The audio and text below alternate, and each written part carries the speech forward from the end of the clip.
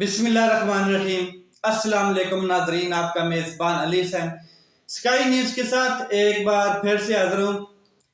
पहला दिन supreme court of Pakistan में काजी फायज ईसा का, और किस तरीके से वो आए और किस तरीके से अपनी जो उनकी जिम्मेदारियां हैं उनको क्या कहते हैं मुकम्मल करने के लिए और उनको अपने हाथों में लेने के बाद किस किस्म के फैसले शुरू करने जा रहे हैं, क्या करने जा रहे हैं, किस तरीके से सुप्रीम कोर्ट ऑफ पाकिस्तान को क्या कहते हैं उसकी उसके इमेज को बहाल करना और वो जो एक चैलेंजेस उनके लिए हैं उनको वो आगे लेकर चलेंगे, इसके ऊपर बात करते हैं।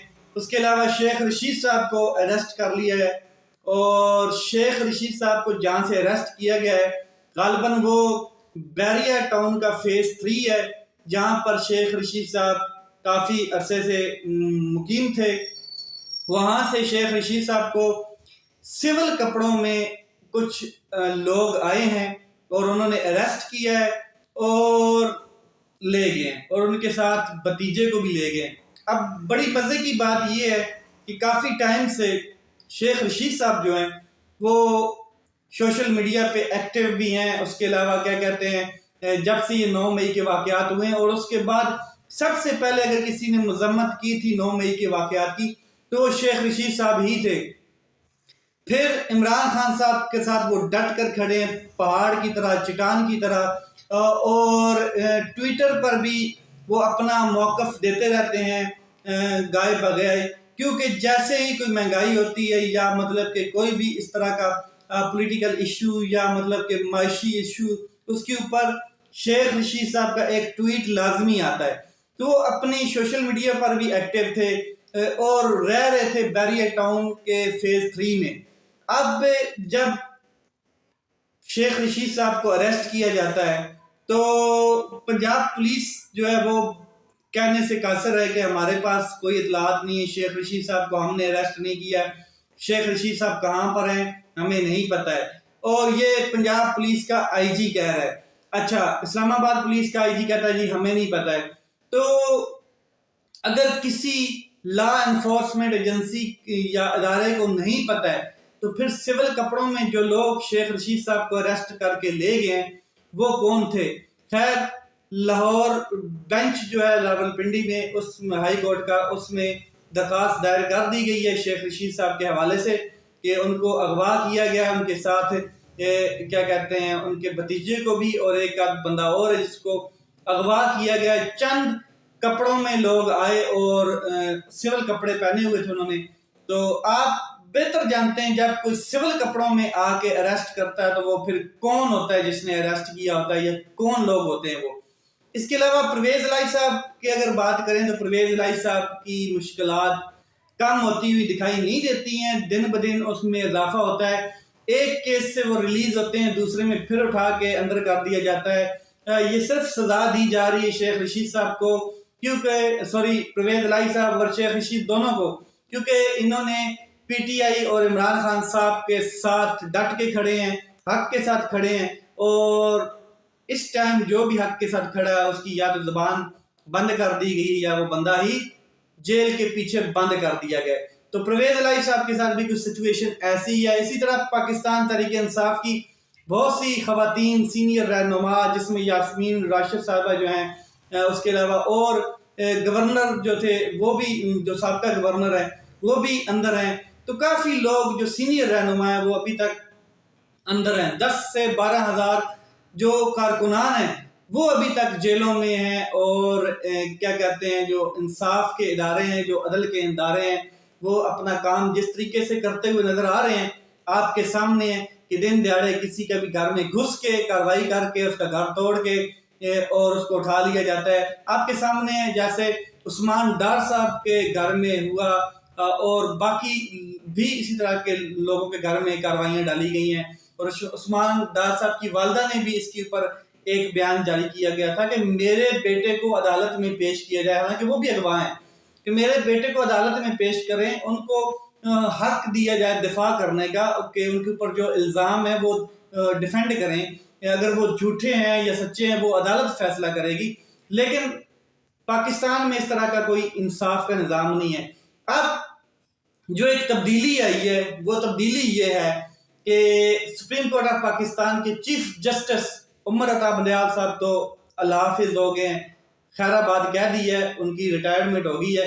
और आज पहला दिन जैसे ही ऑफिस में आते हैं काजी फायज ईसा साहब, तो उनको गॉर्ड ऑफ ऑनर देने की कोशिश की जाती है पुलिस की दस्ते की जानब से, तो वो गॉर्ड ऑफ ऑनर लेने से इनकार कर देते हैं। वो कहते हैं मुझे पता है आप सही ईमानदारी से अपनी ड्यूटी करें, यही काफ़ी है, और ये चीज़ें मेरे लिए मानी नहीं रखती हैं। फिर वो जाते हैं, क्या कहते हैं, उनका वालेहाना इस्तकबाल किया जाता है। और सुप्रीम कोर्ट ऑफ पाकिस्तान में फिर जो 15 रुकनी लार्जर बेंच, जिसे फुल कोर्ट कहा गया है, फुल कोर्ट जो बनाया है उसकी मीटिंग अरेंज की गई है, इजलास बुलाया गया है जिसकी सदारत की है काजी फायज ईसा साहब ने।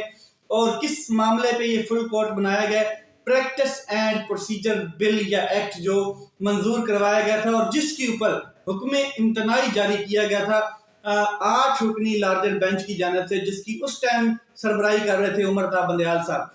तो आज एक तो इजलास बुलाया गया, तमाम जजेस को तो क्या कहते हैं एतमाद में लिया गया है फुल कोर्ट बनाने के बाद, और उसकी सदारत भी की गई है काजी फायज ईसा साहब की जानिब से। और उनको से ये क्या कहते हैं बात कही गई है और इजाज़त भी ली गई है मुतफिका तौर पे कि ये जो प्रोसीडिंग चलनी है, ये जो समात होनी है या ये केस चलना है, ये इन कैमरा हो, यानी कि बराह रास्त इसकी समात हो और कौम देखे। तो इसके ऊपर इजाज़त भी मंजूर हो गई है। और जो पाकिस्तान टेलीविज़न है यानी कि पीटीवी, उसको इजाज़त मिल गई है कि वो जो कमरा नंबर 1 है उसमें अपने कैमरे फिक्स करे, लगाए। और अभी तक सारी क्या कहते हैं टीम ने लगा दिए कैमरे शैमरे, अपनी टीमें सेट कर दी हैं बराह रास्त कौम को दिखाने के लिए। ये प्रैक्टिस एंड प्रोसीजर जो बिल है या एक्ट है, इसके ऊपर जो काजी फायज ईसा और साथ 14 और मुअज़्ज़ज़ जजेस जो हैं वो सामने बैठे होंगे। पूरी की पूरी 15 सीटें लगा दी गई हैं और कमरा नंबर 1 जो है उसमें इसकी समात होगी बराह रास्त, पूरी कौम देखेगी। सबसे पहले जब समात शुरू होगी तो जो एक ऑर्डर जारी किया जाएगा, जहाँ तक मेरा अंदाजा है वो ये ऑर्डर जारी किया जाएगा कि ये जो हुक्म इम्तनाई जारी किया गया था 13 अप्रैल को, इसको क्या कहते हैं मुअत्तल किया जाता है, सस्पेंड किया जाता है। क्योंकि हुक्म इम्तनाई जो है वो सस्पेंड होगा तो फिर उसके ऊपर आगे हियरिंग्स होंगी। तो हुक्म इम्तनाई सस्पेंड होगा सबसे पहले, उसके बाद फिर जो आगे एक तारीख दी जाएगी कि ये प्रॉपरली केस आगे अब किस तरफ जाएगा। तो ये बड़ा अहम केस है जिसके ऊपर सुप्रीम कोर्ट ऑफ पाकिस्तान के जो चीफ जस्टिस हैं उनके इख्तियारात के हवाले से ये बिल एक बनाया गया था कि जो सो मोटो एक्शन है, जिसको 184 का जो केसेस हैं, जितने भी जिसमें सो मोटो एक्शन आते हैं, ये जो है ये इसका चीफ ऑफ जस्टिस खुद लेंगे या उनके साथ जो 2 रुकनी सीनियर मोस्ट जजेस होंगे उनका भी इख्तियारात होगा कि वो बेंच बनाने में और क्या कहते हैं सो मोटो एक्शन लेने में उनका भी हाथ होगा। तो ये एक बड़ा वाज़ेह है कि सुप्रीम कोर्ट के इख्तियारात के हवाले से ये बिल है, जो एक्ट है वो पास किया गया था, एक कानून की शक्ल इख्तियार कर गया था, जिसके ऊपर स्टे दिया गया था पिछले लार्जर बेंच की जानिब से।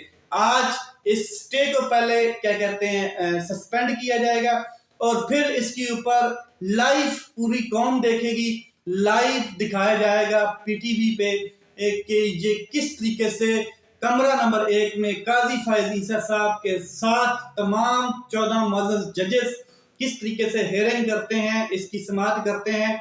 और जो कमेंट पास होंगे, जो रिमार्क्स होंगे, जो दलाइल दिए जाएंगे, इन कैमरा दिए जाएंगे, पूरी कौम देखेगी कि किस तरीके से। और ये इसकी तारीख में कोई नज़ीर नहीं मिलती है, कोई मिसाल नहीं मिलती है कि इन कैमरा एक पूरा केस फिक्स किया गया हो, पूरी समाअत हो।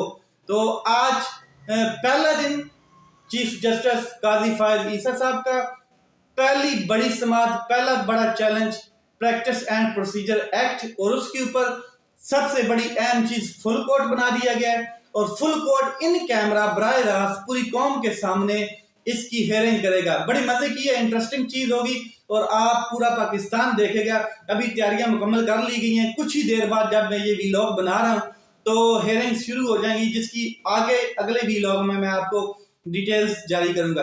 अच्छा, इसके अलावा एक और मजे की चीज जो मैं शेयर करना लाजमी चाहूंगा वो ये है कि राजा रियाज एक बहुत बड़ा लोटा पाकिस्तान की तारीख का, उसने बाकायदा तौर पे नून लीग में शमूलियत हासिल कर ली है। ये तो पहले भी हमें पता था कि वो नून लीग के ही अपोजिशन लीडर हैं और उन्हीं की मर्जी से सारा काम हो रहा था, लेकिन अब बाकायदा तौर पे लंदन पहुंचकर नवाज शरीफ साहब के साथ गले मिल के, चुम्मी लेके और क्या कहते हैं सीने के साथ सीना मिला के, जज्बात मिला के, अपने अंदर के करतूत सीने के साथ सीना लगा के बता के और एक दूसरे के यानी कि दो शैतान इकट्ठे हुए और उन्होंने ये फैसला किया कि हम आपके साथ खड़े हैं और प्रॉपरली उन्होंने बाकायदा तौर पे ऐलान किया। फिर बाद में प्रेस कॉन्फ्रेंस की गई जिसमें शहबाज शरीफ साहब ने भी ऐलान किया और राजा